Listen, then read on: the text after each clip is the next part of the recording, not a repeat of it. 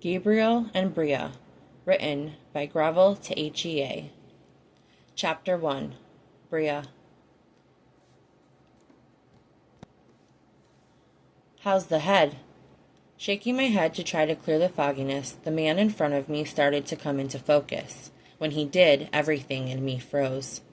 He smiled, revealing 2 dimples that made him even more attractive in an evil villain kind of way. Something I suspected he knew. Had I not known him to be a horrible man, I would have said he was charming. But this was Gabriel's worst enemy, and if Gabriel was aware that James had me, I knew he would be going out of his mind and there would be bloodshed. "Are you going to kill me?" I choked out. Bastard grinned at me then, chuckling softly. "No, I'm merely going to provide you with some information and then let you go. There are other ways to destroy a man than by killing someone he loves." I swallowed and said nothing. "Does the name Garrett mean anything to you?" I shook my head. "Interesting," he said, "especially considering that it's the name of your man's son." "He doesn't have a son." Reaching to the table at my side, he grabbed a manila envelope. "Handsome little boy. The resemblance to dear old Dad is amazing." He tapped some pictures into my hands, and I was looking into the face of Gabriel's son, no doubt about that. No more than 3, the little boy had the same brilliant green eyes of his father, the same exact shade of dark brown hair, even the same curve to his eyebrows.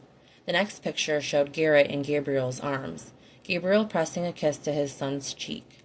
In the 3rd picture, Gabriel was pushing Garrett on a swing, and father and son were laughing. I knew the pictures were recent. Just a month ago, for his birthday, I'd given him that very same Black Sabbath t-shirt. And 3 weeks ago, he'd worn it for the first and only time so far on a day when he said he had club business to attend to and had disappeared until the next day. That he'd lied to me was bad enough, but the last 3 pictures were what killed me. Gabriel, his son, and the boy's mother were eating dinner together at a pizza place, and then another showed the 3 of them walking together, the woman's hand curled around Gabriel's bicep, her head on his shoulder, Garrett in his other arm. "I'm so sorry to cause you such pain," James said, placing the last picture into my hand. In his coup de grace, Gabriel was kissing the woman on the lips, his hand gripping the back of her head, as he did with me. "No, you're not," I said, refusing to give in to the tears. With a bark of laughter, James continued to destroy my happiness. "He found out about the boy a year ago, moved them right into his house.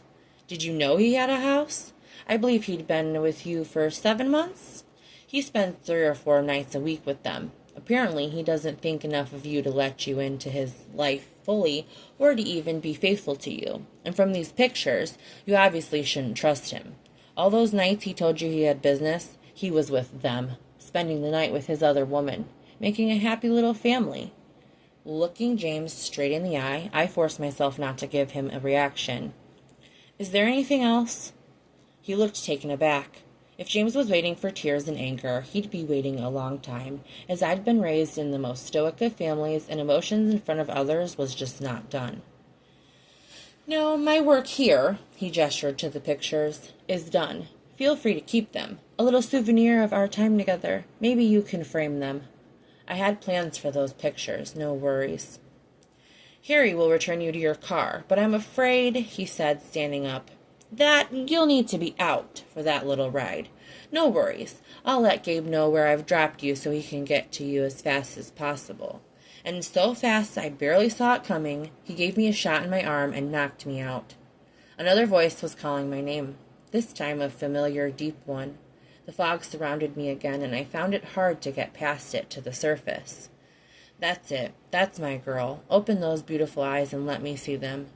I felt his lips press against my forehead, and he inhaled deeply, as if he was pulling my essence into him. "God, sweetheart, you scared the hell out of me. Now open your eyes for me."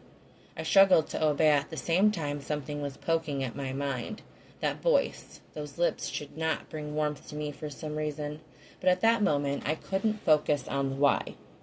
"Come on, sweetheart, wake up, Breah." My eyes slowly focused on those beautiful green eyes I loved so much, those beautiful, concerned eyes, those smiling, handsome lips. For a moment, I allowed myself to just look at him as snippets of my conversation with James came trickling back. Those beautiful, lying eyes. Those beautiful, lying, cheating lips. "Hi, sweetheart," he said, his voice lower than usual, his eyes bright with tears?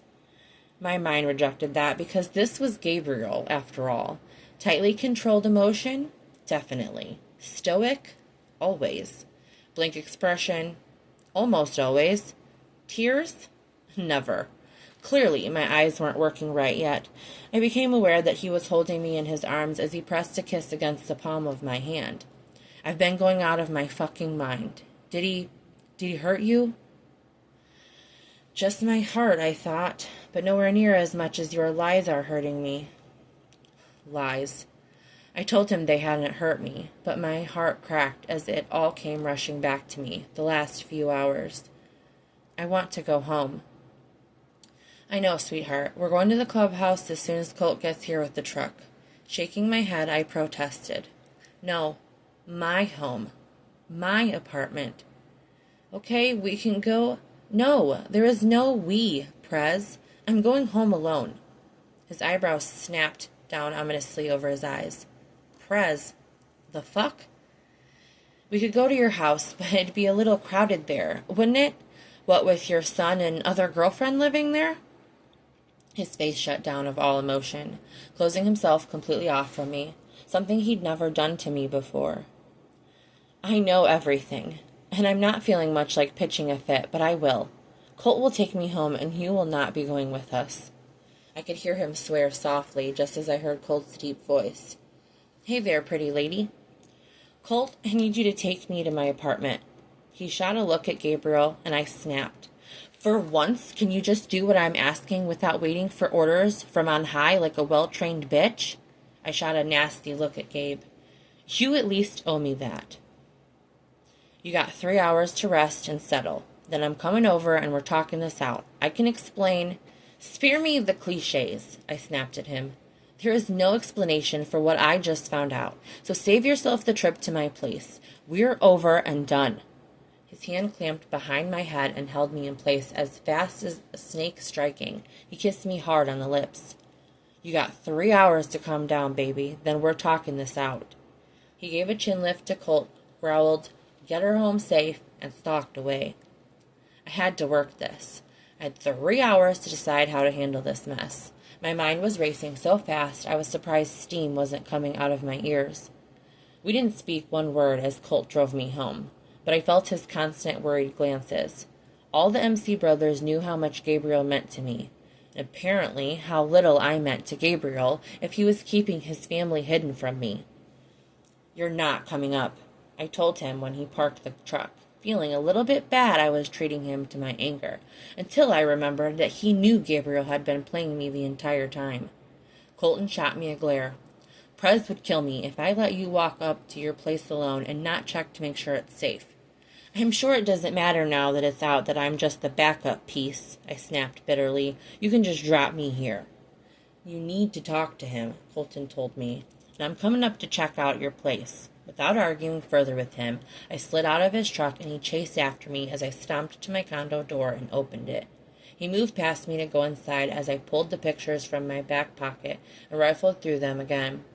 Yep, still enough to turn my stomach. What an idiot. I was so to blindly accept club business all those nights. Now the term had a whole new meaning. When Colton finished his sweep of the apartment, he came back to me in the hall. You okay? He asked softly. I've been drugged twice, kidnapped, and received some life-altering news. All I want to do is crawl into bed and sleep for a couple of hours until that cheating asshole arrives for a talk.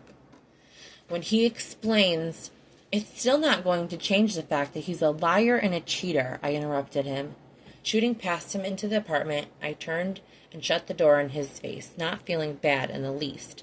These men who had pretended to like me, to respect me, it had all been lies. They knew about Gabriel's secret family. They covered for him. They helped him lead his dual life.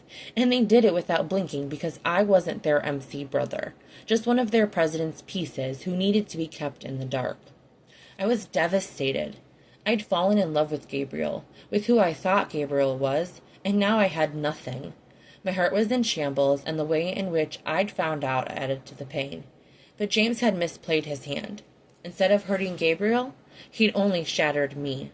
This wouldn't hurt Gabriel at all. He still had his family. I was secondary. I was nothing. That was ending tonight. I thought about meeting him somewhere. I thought about going out of town for a few weeks, but decided I needed to show him strength. This was ending tonight, on my terms, on my turf.